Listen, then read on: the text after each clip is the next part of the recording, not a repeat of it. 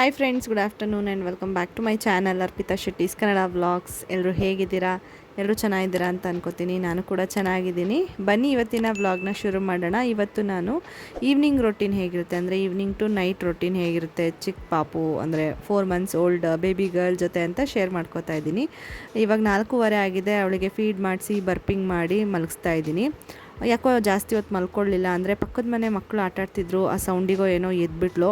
ಅದಕ್ಕೇ 5:30 ಆಗಿತ್ತು.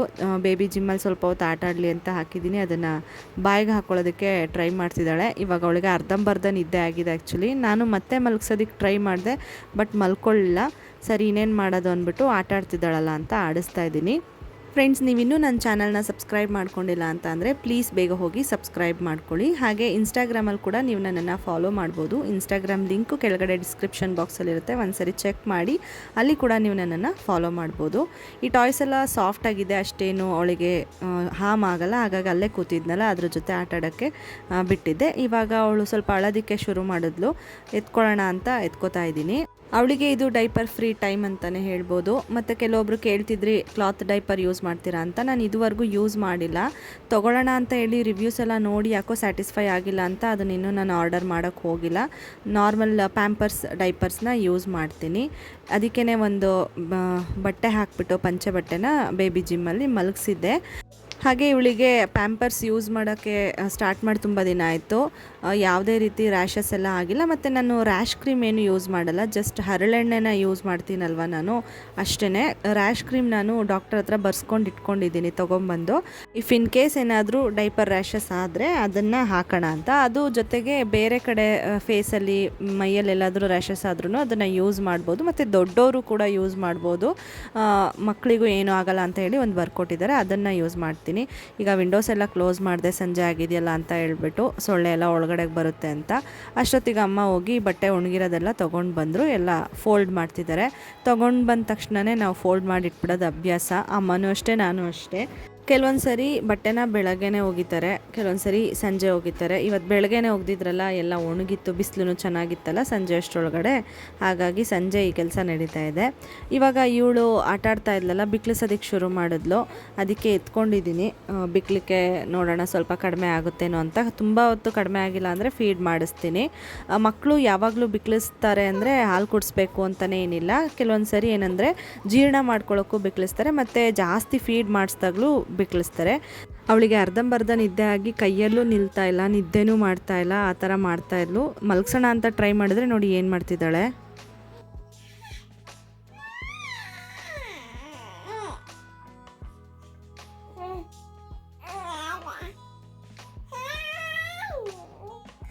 ನಿದ್ದೆ ಬಂದೈತಾ?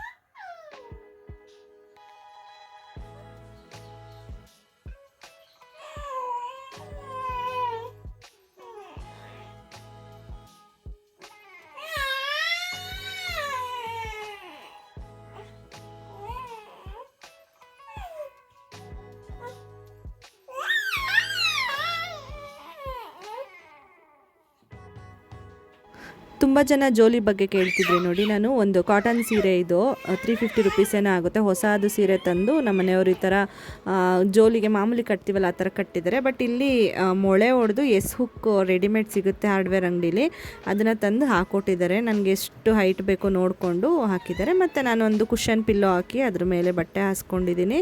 ಮತ್ತು ಒಂದು ಕಡೆ ಈ ಥರ ಗಂಟು ಹಾಕ್ಕೊಂಡಿದ್ದೀನಿ ನಾನು. ಅದು ನಮ್ಮ ಕಂಫರ್ಟೇಬಲ್, ಯಾವ ರೀತಿ ಯಾವ ಕಡೆ ಡೌನ್ ಇರುತ್ತೆ ಯಾವ ಕಡೆ ಹೈಟ್ ಇರುತ್ತೆ ನೋಡಿಕೊಂಡು ಮಗುನ ಮಲಗಿಸ್ಬೇಕಾಗುತ್ತೆ. ಈ ಕಡೆ ತಲೆ ಹಾಕಿದಾಳಲ್ಲ, ಅಲ್ಲಿ ಹೈಟ್ ಇದೆ ಅಂತ ಹಾಕಿದ್ದೆ. ಮತ್ತು ಮಗುಗೆ ಒಂಥರ ಗಾಳಿ ಆಡಲಿ, ಉಸಿರು ಕಟ್ಟದಂಗೆ ಆಗಬಾರ್ದು ಅಂತ ಹೇಳಿ ನಾನಿಲ್ಲಿ ಬಟ್ಟೆ ಕಟ್ಕೊಂಡಿದ್ದೀನಿ. ಎಕ್ಸ್ಟ್ರಾ ಬಾರ್ಡರ್ದು ಒಂಥರ ಕೆಳಗೆ ಬರುತ್ತೆ ಅಂದ್ಬಿಟ್ಟು ಅದನ್ನು ಮೇಲೆ ಸ್ವಲ್ಪ ಎಳೆದು ಹಾಕ್ಕೊಂಡಿದ್ದೀನಿ, ನನಗೆ ತೂಗೋದಕ್ಕೆಲ್ಲ ಈಸಿ ಆಗುತ್ತೆ ಅಂತ. ಓಕೆ, 8 ಗಂಟೆ ಮೇಲೆ ಮಲ್ಕೊಳ್ಳೋ ಅಂತ ಬೇಡ ಬೇಡ ಬೇಡ ಓನ ಆಚೆ ಬಂದಿರೋ ಥರ ಆಕ್ಟಿಂಗ್. ಈಚೆ ಹೋಗೋಣ ಬಾ, ವಾಕ್ ಮಾಡ್ತೀನಿ. ವಾಕ್ ಮಾಡ್ತೀವಿ. ಕಾಲಿ ಚಡ್ಡಿ ಬಿಡಿ ನಿಮ್ದು, ಪ್ಯಾಂಟ್ ಬಿಡಿ ನಿಮ್ದು.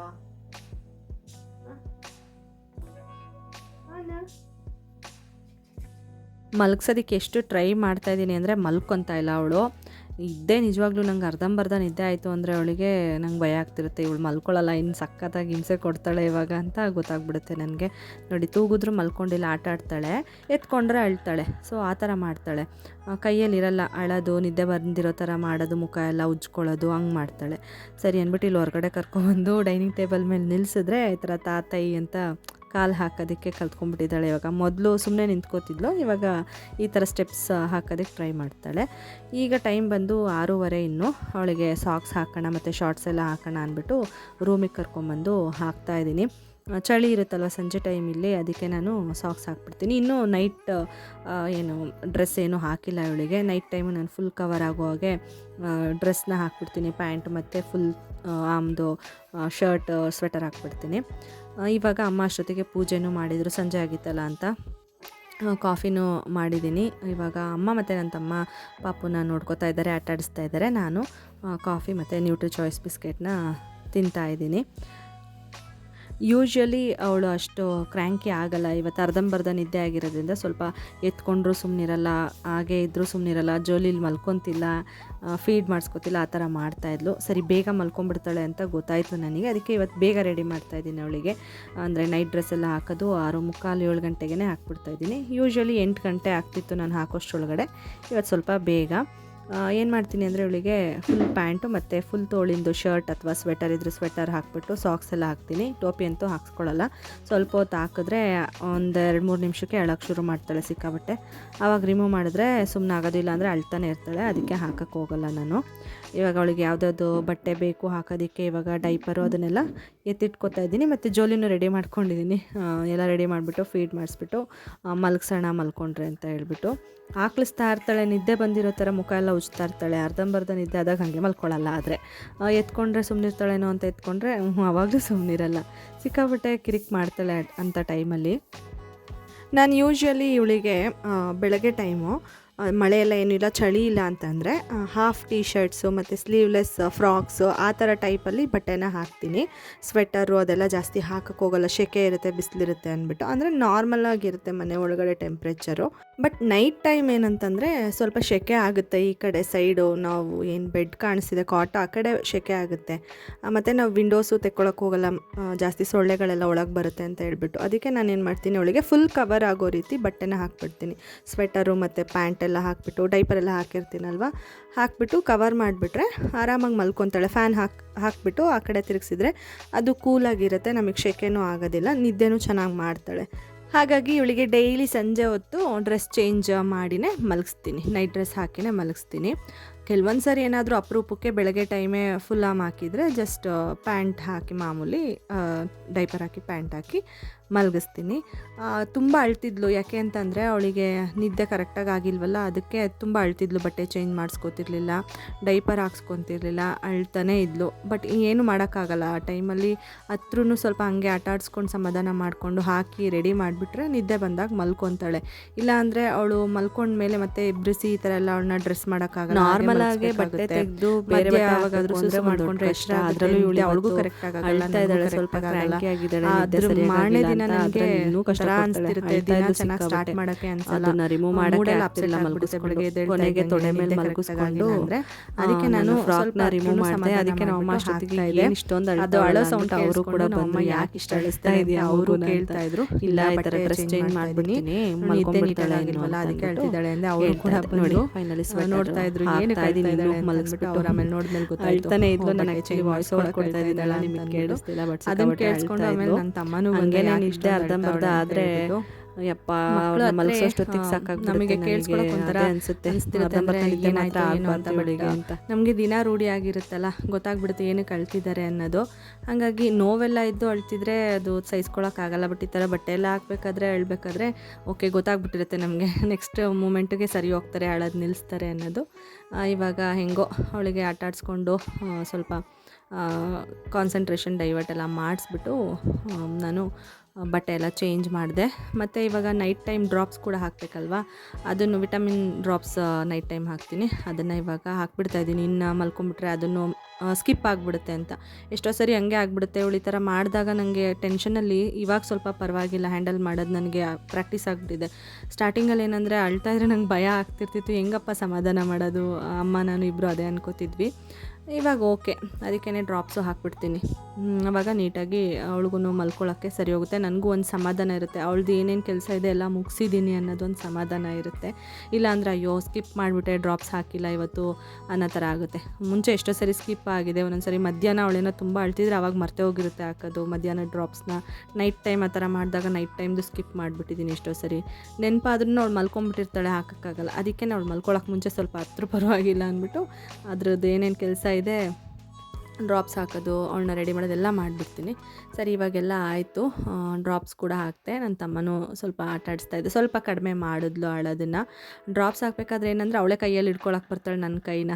ಅವಳೇ ಡ್ರಾಪ್ಸ್ ಕುಡಿಯೋ ಥರ ಮಾಡೋದು. ಮತ್ತು ಹಾಕಿದ್ಮೇಲೆ ಬೆರಳನ್ನ ಬಾಯೊಳಗಡೆ ಹಾಕ್ಕೊಂಡು ಚೀಪೋದಕ್ಕೆ ಸ್ಟಾರ್ಟ್ ಮಾಡ್ತಾಳೆ. ಏನಕ್ಕೆ ಅಂತಂದರೆ ಅವಳಿಗೆ ಇನ್ನೂ ಅದು ಸ್ವೀಟ್ನೆಸ್ ಥರನೋ ಏನಿರುತ್ತೋ ಗೊತ್ತಿಲ್ಲ, ಅದು ಬೇಕು ಅಂತ ಅನಿಸ್ತಿರುತ್ತಲ್ಲ, ಅದಕ್ಕೆ ಹಂಗೆ ಮಾಡ್ತಾ ಇರ್ತಾಳೆ. ಇವಾಗ ಡ್ರಾಪ್ಸ್ ಎಲ್ಲ ಹಾಕಿದ್ದೀನಲ್ಲ ಅಂದ್ಬಿಟ್ಟು ಸ್ವಲ್ಪ ಹೊತ್ತು ಎತ್ಕೊಂಡು ಬರ್ಪಿಂಗ್ ಥರ ಮಾಡಿ ಆಮೇಲೆ ಮಲಗಿಸ್ತೀನಿ ನಾನು ಫೀಡ್ ಮಾಡಿಸೋದಕ್ಕೆ ಟ್ರೈ ಮಾಡ್ತೀನಿ. ಈ ಥರ ಅಳಬೇಕಾದ್ರೆ ಜಾಸ್ತಿ ಅವಳು ಫೀಡ್ ತೊಗೊಳ್ಳಲ್ಲ, ಸ್ವಲ್ಪ ನಿದ್ದೆ ಆಗೋವರೆಗೂ ಒಂದು ಕಾಲು ಗಂಟೆ ಅರ್ಧ ಗಂಟೆ ನಿದ್ದೆ ಆಗಿದ್ದರೆ ಆಮೇಲೆ ಫೀಡ್ ತೊಗೋತಾಳೆ. ಬಟ್ ಕೆಲವೊಂದು ಸರಿ ಫೀಡ್ ಮಾಡಿಸ್ಕೊಂಡು ಹಾಗೇ ಮಲ್ಕೊಂಡ್ಬಿಡ್ತಾಳೆ, ಆ ಥರನೂ ಮಾಡ್ತಾಳೆ. ಇವಾಗ ಸ್ವಲ್ಪ ಆ ಥರ ಮಾಡ್ತಾಳೆ, ಫೀಡ್ ಮಾಡಿಸ್ತಾನೆ ಮಲ್ಕೊಂಡ್ಬಿಡ್ತಾಳೆ ನೋಡಿ. ಅದಕ್ಕೆ ಎತ್ಕೊಂಡಿದ್ದೀನಿ ಇವಾಗ ಸ್ವಲ್ಪ ಡ್ರಾಪ್ಸ್ ಎಲ್ಲ ಕೆಳಗಿಳೀಲಿ ಅಂತ ಹೇಳ್ಬಿಟ್ಟು.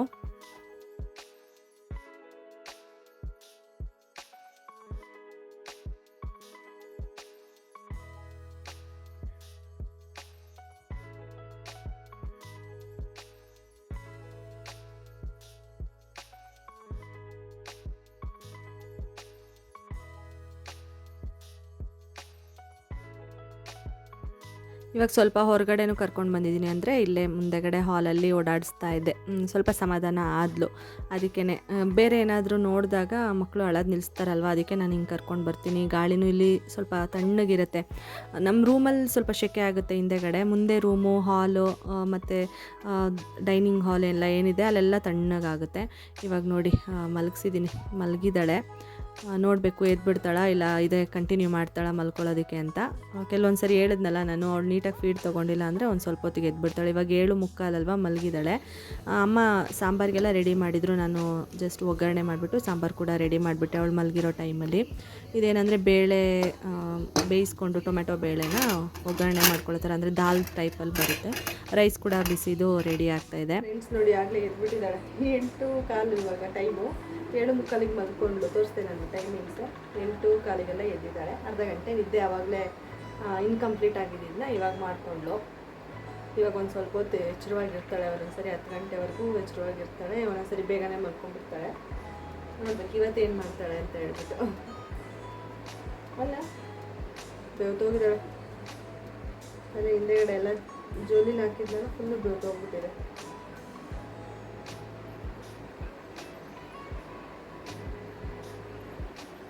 ನೋಡಿ ಆವಾಗಲೇ ಬೇಗನೆ ಎದ್ಬಿಟ್ಟಿದ್ಲಲ್ವ. ಆಮೇಲೆ ಸ್ವಲ್ಪ ಹೊತ್ತು ಹಂಗೆ ಓಡಾಡಿಸ್ಕೊಂಡು ಟೈಮ್ ಸ್ಪೆಂಡ್ ಮಾಡಿದ್ವಿ. ಅದಾದಮೇಲೆ ಅಳ್ತಾ ಇದ್ಲು ಹೊಟ್ಟೆ ಹಶ್ವಾಗಿ ಅಂದ್ಬಿಟ್ಟು ಫೀಡ್ ಮಾಡಿಸ್ತಾ ಇದ್ದೆ.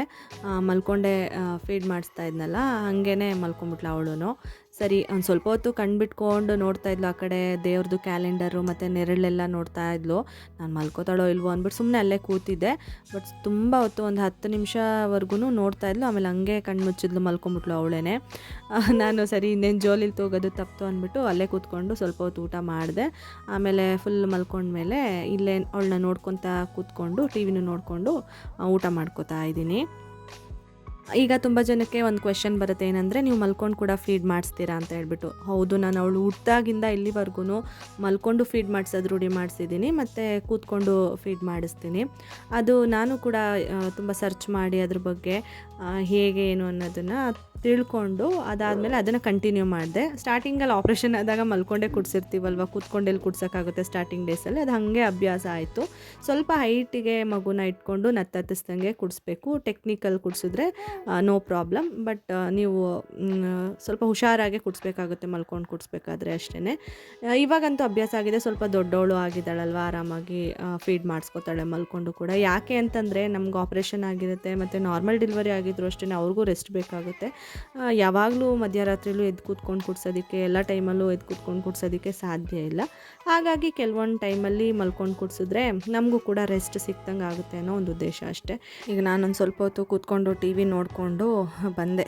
ಟೈಮ್ ಆಯಿತು, ಇನ್ನೇನು 9:30 ಹಂಗಾಗಿದೆ. ಒಂದು ಸ್ವಲ್ಪ ಹೊತ್ತು, ಒಂದು ಅರ್ಧ ಗಂಟೆ ಏನಾದರೂ ಎಡಿಟಿಂಗ್ ಕೆಲಸ ಇದ್ದರೆ ಮಾಡಿಕೊಂಡು ಹಂಗೆ ಮಲ್ಕೊಳ್ಳೋಣ ಅಂತ ಬಂದಿದ್ದೀನಿ. ಈಗ ಅವಳಿಗೆ ಬೆಡ್ಶೀಟ್ ಹೊದಿಸಿ ಮಸ್ಕಿಟೋ ನೆಟ್ಟೆಲ್ಲ ಹಾಕಿಬಿಟ್ಟು ಫ್ಯಾನ್ ಮುಂಚೆಯಿಂದನೇ ಹಾಕಿರ್ತೀನಲ್ವ, ನಾನು ಕೂಡ ಮಲ್ಕೊಂಡ್ಬಿಡ್ತೀನಿ.